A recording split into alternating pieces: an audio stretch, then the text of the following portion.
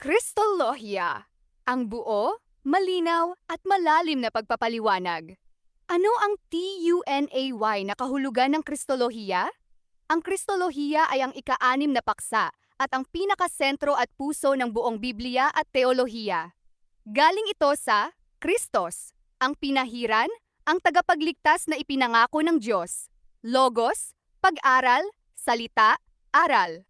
Kaya ang tunay na kahulugan, ito ang sistematiko, malalim, at tumpak na pag-aral kung SINO, SI Hesukristo, kung ano ang kanyang tunay na pagkatao, dalawang kalikasan, at kung ano ang kanyang ginawa upang maisalba tayo. Lahat ng naunang paksa, mula sa Biblia, Diyos, sanlibutan, tao, at kaligtasan, lahat ay tumuturo at umiikot kay Jesus. Gaya ng sinabi niya, ang mga kasulatan ay ang mga nagpapatotoo tungkol sa ikaw. Ang dalawang malalaking bahagi ng Kristolohiya. Nahahati ito ng malinaw sa dalawang mahalagang bahagi. Isa, kanyang pagkakakilan, kung sino siya. Ang pagkatao ni Kristo pangalawa. Kanyang gawain, kung ano ang ginawa niya. Ang misyon at serbisyo ni Kristo. Ituturo ko ang bawat isa ng detalyado, malalim, at madaling intindihin. Ang pagkakakilan ni Kristo, kung sino talaga siya. Ito ang pinakamahalagang katotohanan sa buong sansinukob. Sino ba talaga si Jesus? Ang dakilang katotohanan. Dalawang kalikasan sa iisang tao. Ang Biblia ay nagtuturo ng isang hiwaga na perpekto at kakaiba. Si Hesukristo ay isang tao, isang persona. Pero mayroong dalawang ganap at hindi nagkakasalumi na kalikasan. Siya ay ganap na Diyos. Siya ay GANAPNATAO. Hindi siya kalahati lang ng bawat isa. Hindi rin siya dalawang magkaibang tao. Isang Kristo, magpakailanman. Siya ay ganap na Diyos. Bago pa man likhain ng mundo, siya ay naririto na. Siya ang lumikha ng lahat. Walang nilikha na hindi sa pamamagitan niya. Mayroon siya ang lahat ng katangian ng Diyos. Makapangyarihan, alam ang lahat, walang hanggan, banal, at karapat-dapat sambahin. Tinawag siya ng mga tao na Diyos, at tinanggap niya ito nang hindi tumutol, bagay na hindi gagawin ng sinumang propeta o anghel. Siya ay ganap na tao. Ginawa siyang tao. Kumuha siya ng tunay na katawang lupa at kalikasan ng tao. Ipinanganak kay Maria, tunay na sanggol, lumaki, kumain, uminom, napagod, nalungkot, umiyak, nakaramdam ng sakit, at namatay, tulad ng tunay na tao. Pero mayroong isang pagkakaiba. Siya ay tao, pero walang kasalanan. Iisang tao lamang sa kasaysayan na namuhay ng perpekto at hindi sumuway sa Diyos kahit minsan. Bakit kailangang siya ay Diyos at tao ng sabay? Ito ay hindi lang basta hiwaga. Kailangan ito para mailigtas ka niya. Kailangang maging TAO siya upang makapag-alay ng sakripisyo para sa tao, magtulad sa atin, at magbayad sa halagang dapat sa tao.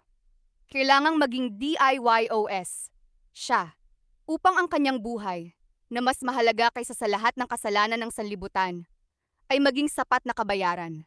Kung tao lang siya, hindi niya kayang bayaran ang kasalanan ng buong mundo. Ang gawain ni Kristo, kung ano ang ginawa niya para sa atin.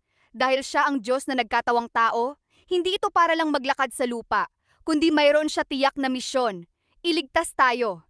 Tinatawag din itong kanyang paglilingkod bilang Kristo na nahahati sa tatlong tungkulin: propeta, saserdote, at hari.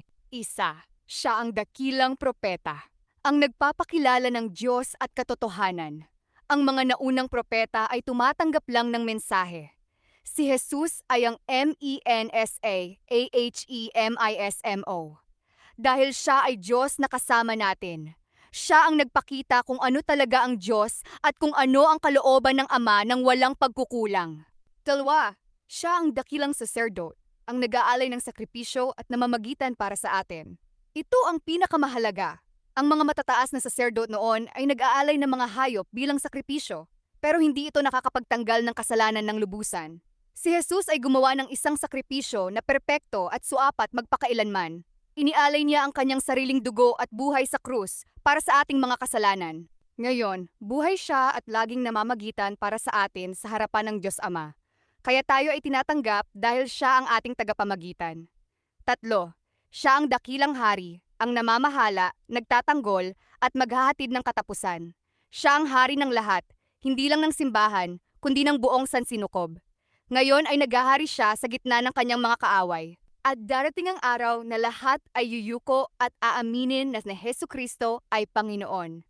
Pinoprotektahan niya ang kanyang mga tao at ituturo tayo hanggang sa makarating sa walang hanggang kaharian. Ang mahahalagang pangyayari sa kanyang gawain una, pagpapakatao, ang pagpapakumbaba. Iniwan niya ang kaluwalhatian ng langit at naging tao. Naging masunurin kahit sa puntong kamatayan. Pangalawa, kamatayan sa krus. Ang pagbabayad. Tinitiis ang puot at hatol ng Diyos na dapat sa atin. Pangatlo, muling pagkabuhay. Ang pagtatagumpay. Patunay na tinanggap ng Diyos Ama ang kanyang sakripisyo. Natumpak ang ginawa niya, at na tayo ay nabigyang katwiran. Kung hindi siya nabuhay, wala tayong kaligtasan. Ikaapat, pag-akyat sa langit. Bumalik sa kaluwalhatian, nakaupo sa kanan ng Diyos Ama, may kapangyarihan sa lahat ng bagay. Maling pananaw tungkol kay Kristo na dapat iwasan, upang hindi malinaw at malinlang. Isa, si Jesus ay mabuting tao lang, dakilang guro, pero hindi Diyos. Mali, tinatanggihan nito ang pundasyon ng kaligtasan. Pangalawa, si Jesus ay Diyos lang, nagpanggap lang na tao at hindi talaga nakaramdam ng sakit o hirap. Mali, kung hindi siya naging tunay na tao, hindi niya maililigtas ang mga tao. Pangatlo, dalawang tao ang nasa loob ni Jesus, isang Diyos at isang tao. Mali, iisang persona lang ang anak ng Diyos. Pang-apat, may ibang darating na tagapagligtas o mas dakilang paraan kaysa kay Jesus. Mali, siya ang Alpha at Omega, ang simula at wakas, at ang tanging daan, katotohanan at buhay, buod ng Kristolohiya.